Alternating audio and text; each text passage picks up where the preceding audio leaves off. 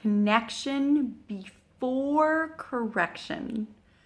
I am going to give you a real life type story to give you perfect understanding of why it's so important to connect with your kids before you even think of correcting them. And I'm going to give this example with you and your spouse.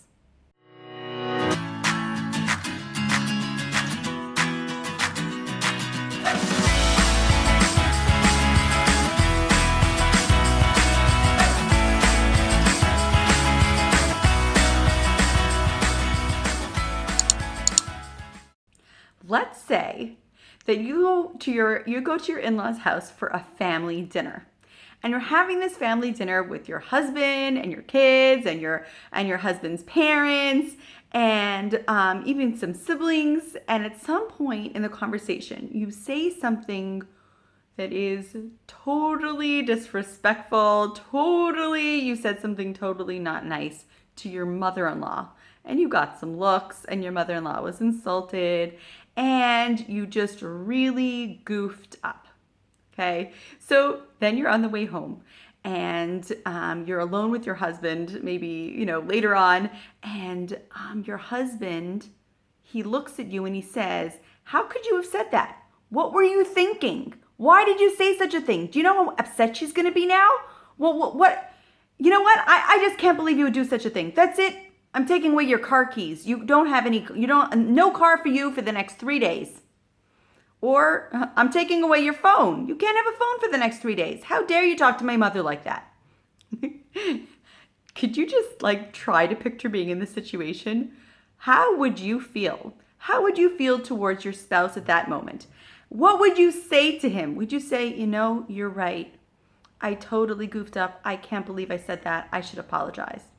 No, you're going to say, "How dare you talk to me like that? I'll say whatever I want to your mother. And you're not taking away my keys. That's my car. What are you thinking?" And you're going to start an entire fight. And whatever your husband was trying to say is completely fallen on deaf ears. And not only that, you're fighting to do the opposite. Okay, back up. Now let's say that your husband turns to you after this conversation at some point later when he's calmed down. And he says, "Hey, how's it going? How are you doing? How are you feeling after that?" And you're like, "Oh my gosh, I'm totally wiped out." Now at this point, you might actually just see that he's feeling for you and confess that you totally goofed up. You made a mistake. "I can't believe I said that. I don't know what I was thinking. I've got to have to apologize." And just that connection alone is bringing you to your senses, to feeling like, wow, I really goofed up. I feel so bad about it. But let's say that doesn't happen. Let's say your husband connects with you and he says, "Hey, how are you doing? How are you feeling after that?" And you just "I don't want to talk about it."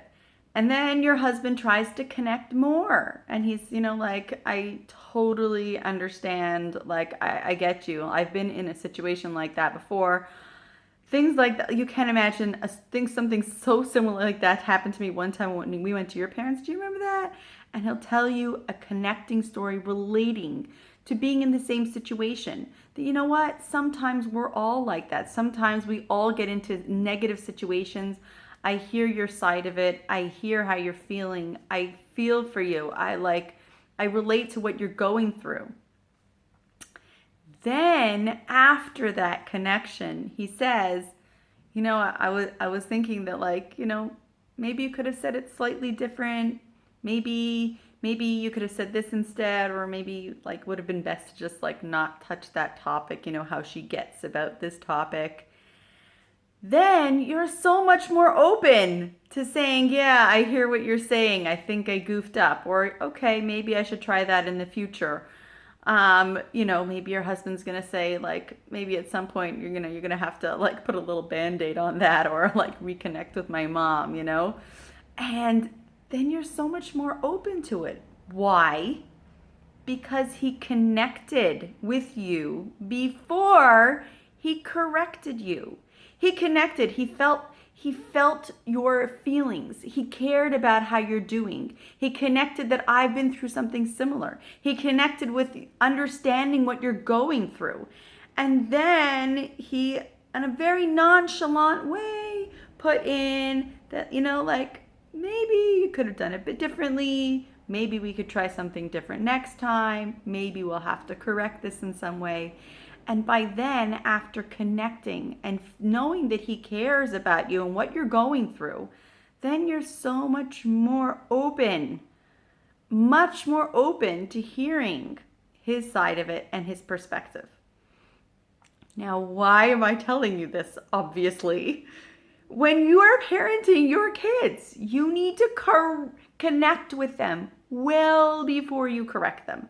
Connect with them, because your kids, they might have done something wrong and they might right away regret it and feel bad. But if you're going to come in with, "What were you thinking?"